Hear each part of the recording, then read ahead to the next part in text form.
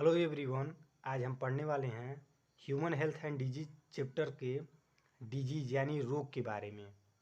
तो जो रोग होता है वह सामान्यतः हम कह सकते हैं कि जब हमारे शरीर के एक अंगों पर या फिर तंत्रों पर किसी विशेष प्रकार का प्रभाव पड़ता है, तो जो चिन्ह और लक्षण होते हैं तो हम कह सकते हैं उस चिन्ह और लक्षण के आधार पर देखकर हम बता सकते हैं या कह सकते हैं कि हम स्वस्थ नहीं हैं, अर्थात हम रोग से पीड़ित हैं। अब हम जानेंगे कि डिजीज, तो डिजीज को दो भागों में बांटा गया है या कह सकते हैं कि दो प्रकार का होता है। पहला जेनेटिक, तो जो जेनेटिक होता है यह जन्मजात रोग होता है, यानी कि जन्म के पहले का। और दूसरा है एक्वायर्ड, यानी कि आफ्टर बर्थ, यानी जन्म के बाद का रोग होता है।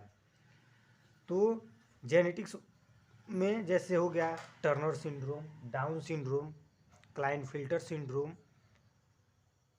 जैसे कि पहला इसमें हो जाएगा टर्नर, दूसरा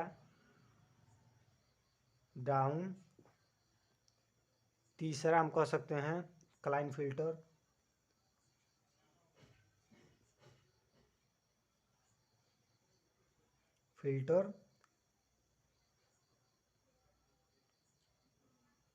सिंड्रोम। तो सिंड्रोम क्या होता है? Group of symptoms. सिंड्रोम को हम कह सकते हैं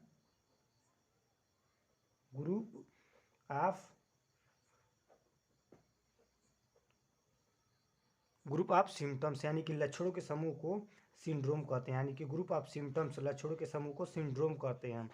तो जो उपार्जित बीमारी है, पहला डिजीज का दो प्रकार, पहला अनुवांशिकी, तो अनुवांशिकी में हम पढ़ सकते हैं Turner syndrome, Down syndrome, Klinefelter syndrome.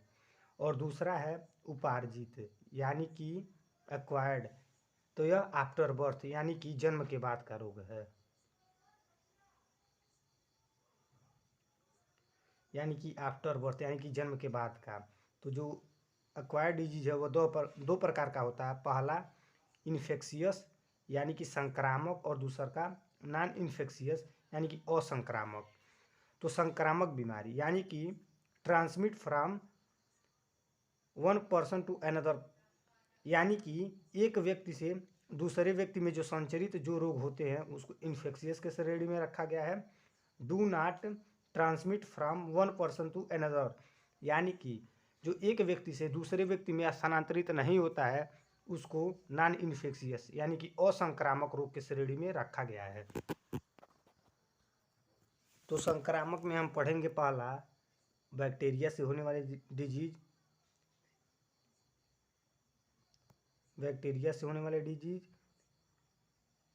Virus से होने वाले डिजीज, फंगस से होने वाले डिजीज, और फिर प्रोटोजोआ से होने वाले डिजीज।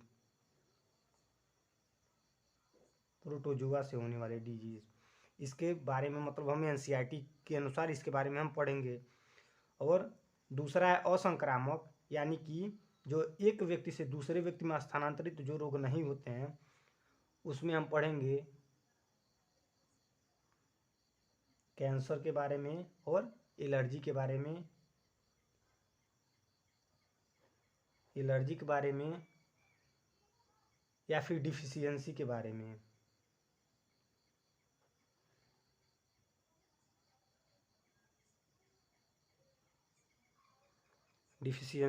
में।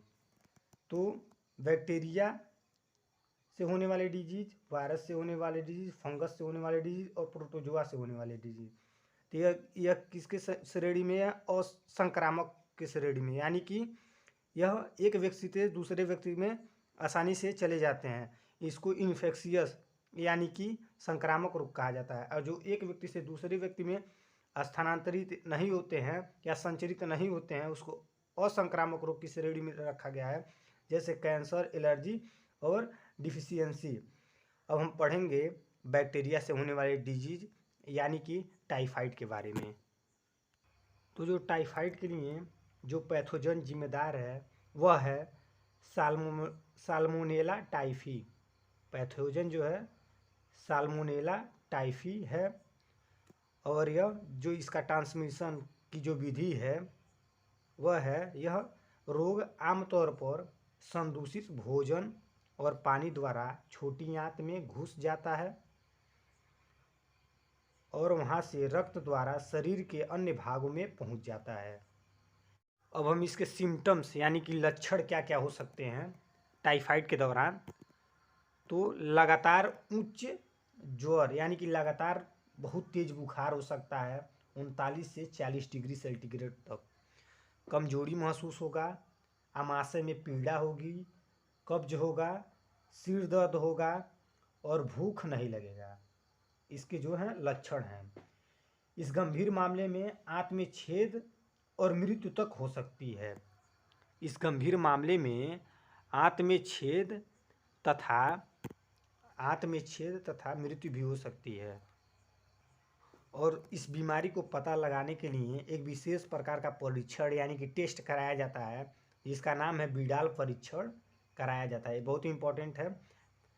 यानी कि टाइफाइड को जानने के लिए यानी कि टाइफाइड की पुष्टि के लिए जो परीक्षण कराया जाता है उसका नाम है विडाल परीक्षण, टाइफाइड के लिए कराया जाता है। और यह साल्मोनेला टाइफी जो है यह एक पैथोजन है जो कि टाइफाइड के लिए जिम्मेदार है। साल्मोनेला टाइफी जो कि टाइफाइड के लिए जिम्मेदार है, और जो परीक्षण वो क्या है, विडाल परीक्षण है। विडाल परीक्षण और साल्मोनेला टाइफी जो इस बीमारी के लिए जिम्मेदार है, और यह परीक्षण जो इसकी पुष्टि के लिए टाइफाइड की पुष्टि के लिए कराया जाता है। धन्यवाद।